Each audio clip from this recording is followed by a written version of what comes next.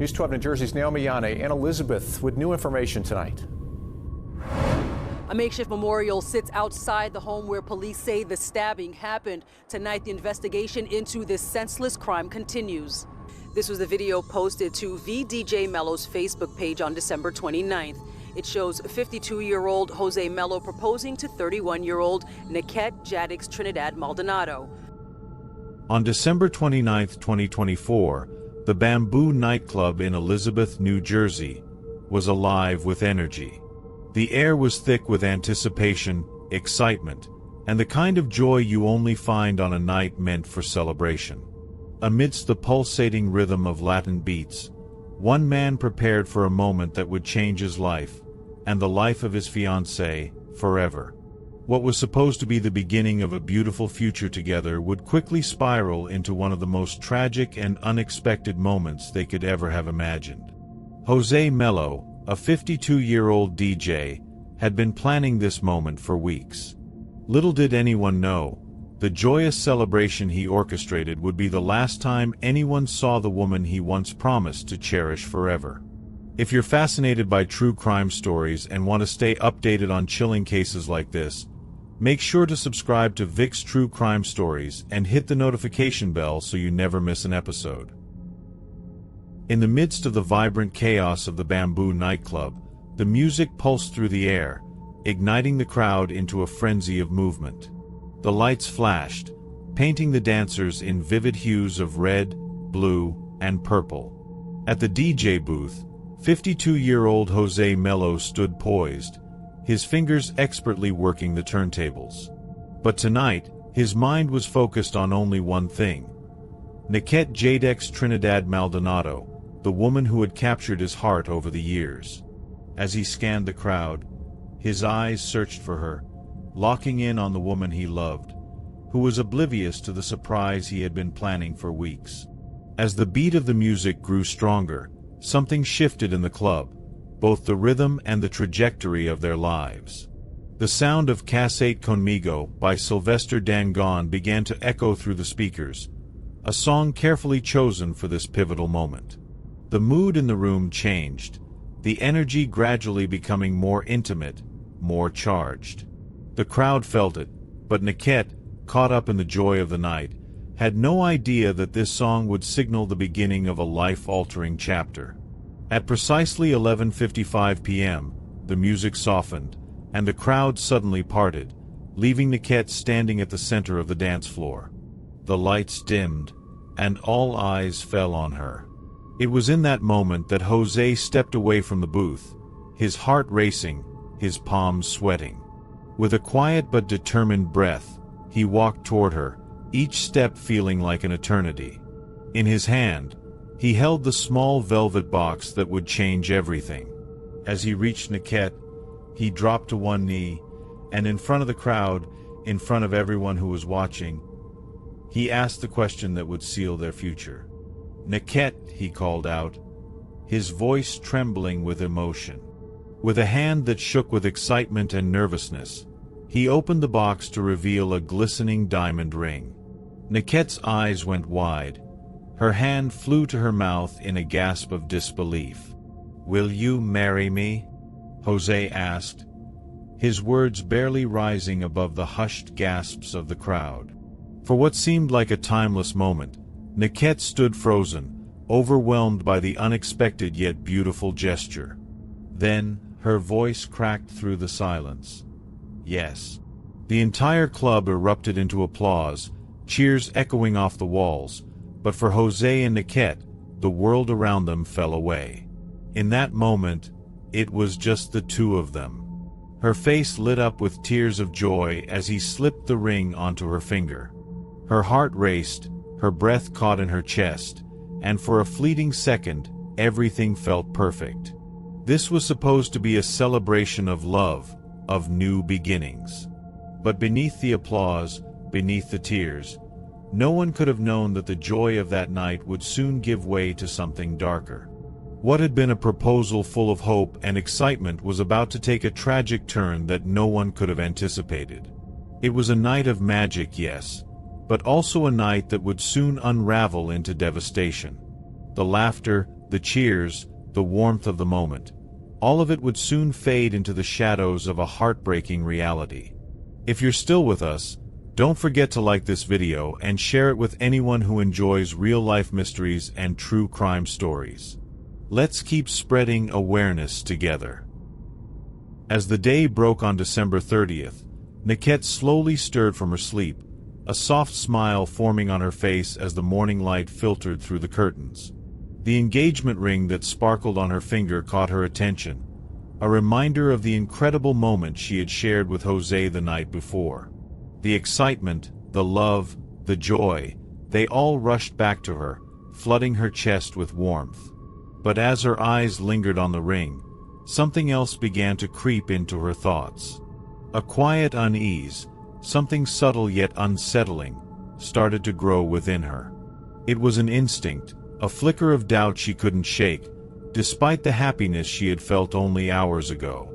As she sat up and looked over at Jose, still soundly asleep beside her, the unease deepened.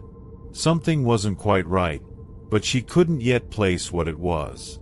It was as if the night's happiness had left a lingering shadow, one that was just beginning to cloud her mind.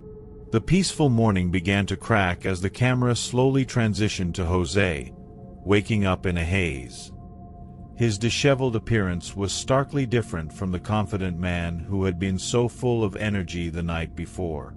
His bloodshot eyes told a story of restless sleep, his face hardened with the weight of something that had shifted overnight. Jose reached for the whiskey, pouring himself a drink before 9 a.m. His hand trembled slightly as he lifted the glass to his lips. The excitement of the proposal had vanished, replaced by something darker, something Jose could not control. The warm glow from the night before seemed to have burned out, leaving only a cold emptiness in its place. Nakette watched him, a growing concern etched on her face as she tried to make sense of what was happening. Just hours ago, they had been surrounded by love and celebration. Now, the man she had said yes to, the man who had promised her a future, seemed distant, cold, and restless. His erratic behavior was a stark contrast to the warmth he had shown her just the night before. One moment, he was affectionate, pulling her close, and the next, he was withdrawing into himself, lost in his thoughts. The rapid change in his mood triggered a series of alarm bells in Nakette's mind. She couldn't ignore it anymore. Unsure of what to make of it, she reached out to her sister, Elena. She needed someone to talk to, someone who might help her understand the sudden shift in Jose's demeanor. Was it just the after effects of a long night, the excitement wearing off? Or was there something deeper, something she couldn't yet see? The more she thought about it, the more the doubts began to settle in. There had been signs, subtle moments in their relationship that now seemed more significant. Were those moments of jealousy, of possessiveness, something she had overlooked? The uncertainty began to grow, and with it, a sense of fear. Was this a fleeting phase, or had something else taken root in Jose that she hadn't noticed before? Are you noticing the tension building? What do you think is going to happen next? Leave your thoughts in the comments below. Let's discuss. By 9:12 a.m., the tension in the small house had reached a boiling point. What started as a seemingly minor disagreement escalated quickly into something far darker. Words were exchanged, cutting deeper than either of them could have anticipated. Jose's insecurities, already bubbling beneath the surface, flared into an uncontrollable rage. What had once been a relationship full of affection and promise was now clouded by a deep, unsettling fear in Nakette's heart. Her desire for clarity, her hope to talk things through, soon turned to dread as the argument spiraled further out of control. Nakette's attempts to reason with him were futile. With every word, Jose's anger only seemed to grow. She could see it in his eyes. The same eyes that had once looked at her with love and warmth now clouded with suspicion and something more dangerous. She tried to calm him, to find some way to bridge the growing distance between them, But with each passing second, the man she had once trusted seemed to slip farther away. In the heat of that moment, as emotions reached a fever pitch, José's anger turned physical. He grabbed Nakette's arm, his grip tightening with a force she couldn't escape. The power in his hands was overwhelming, leaving her breathless and helpless. Her heart raced, panic rising as she realized that the man she had agreed to marry was no longer the man standing before her. The rage in his eyes was consuming, and Nakette could feel the walls closing in. In that moment, as her distress grew, José's emotions were spiraling out of control. His anger clouded his judgment, and without warning, his hand reached for something sharp. His fingers closed around the handle of a knife. There was no hesitation. In a flash, the weapon came down, slicing through the air, and Nakette's body crumpled to the floor. It happened so quickly that it seemed impossible. Melo, the man who had just hours earlier promised to love Nakette forever, had taken her life in a burst of uncontrollable rage. The love they had shared, the love he had professed to cherish, was shattered in an instant. At 9:12 a.m., Nakette's future and her life was gone, leaving only a lifeless body and a man consumed by the weight of his actions. What drove José to commit such a brutal act? Was it just jealousy, or was there something more? Let us know your theories in the comments section. On December 30th, 2024, at approximately 9:12 a.m., Elizabeth police responded to a stabbing report at a residence on Florida Street. Upon arrival, they discovered 31-year-old Nakette Jadex Trinidad Maldonado deceased at the scene. Her fiancé, 52-year-old Melo, was found sitting on the floor with blood-stained hands. Melo was promptly arrested and charged with first-degree murder, third-degree possession of a weapon for an unlawful purpose, and fourth-degree unlawful possession of a weapon. Investigators soon uncovered troubling details about Melo's past. In 2010, he was convicted of aggravated criminal sexual contact for threatening a female with a box cutter and sexually assaulting her. As a result, he was required to register as a sex offender. Neighbors reported that Melo exhibited possessive behavior, frequently checking Nakette's phone and questioning her whereabouts. These signs of controlling behavior were present but had not been fully recognized as potential red flags. Following the arrest, Melo was charged with first-degree murder, third-degree possession of a weapon for an unlawful purpose, and fourth-degree unlawful possession of a weapon. The motive behind the killing is still under investigation. This case underscores the importance of recognizing and addressing signs of controlling behavior in relationships. Early intervention and support can be crucial in preventing such tragedies. Nakette's tragic death sparked a wave of change in her community.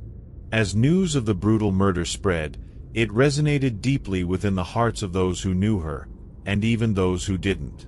The community of Elizabeth, shaken by the senselessness of the crime, began to come together, united by a shared goal, to prevent such violence from happening again. Domestic violence awareness campaigns were launched, reaching every corner of the city. Conversations about healthy relationships, trust, and respect began to take place not only in homes, but in schools and churches as well. The pain of Nakette's loss became the catalyst for important discussions. People started to realize that the warning signs of abuse were often subtle, and many had overlooked them until it was too late. This tragedy opened the door to much-needed conversations about how to recognize the signs of unhealthy relationships before they could turn violent. Local organizations began working more closely with schools to educate children and young adults on the importance of respecting boundaries, trust, and the power of speaking up. Let's spread the word. Share this video with your friends to raise awareness about the signs of domestic violence. Together, we can make a change. Nakette's daughters, Sophia and Isabella, lost their mother that day, their worlds forever altered. Sophia, still too young to understand the enormity of the loss, would grow up without the mother who had been her guiding light. Isabella, at 10 years old, would carry with her the weight of that loss, the memory of her mother's voice, and the moments they had shared. But despite the heartache, Nakette's memory lives on in the love and strength her daughters have within them. They may not have their mother physically with them, but the lessons Nakette instilled in them, her love, her strength, and her compassion, will continue to guide them as they navigate a world without her. The community of Elizabeth, too, remains steadfast in its commitment to support Nakette's children and ensure they grow up surrounded by love, compassion, and the knowledge that their mother's legacy lives on. Nakette's death is a painful reminder of the importance of taking action when it comes to the safety of others, and her legacy continues to inspire those who seek justice and change. If you believe in the power of justice and awareness, subscribe to Vic's True Crime Stories and join us in making a difference. Share this video, and let's continue to honor Nakette's memory by helping others. Together, we can ensure that no more lives are lost to the shadows of domestic violence.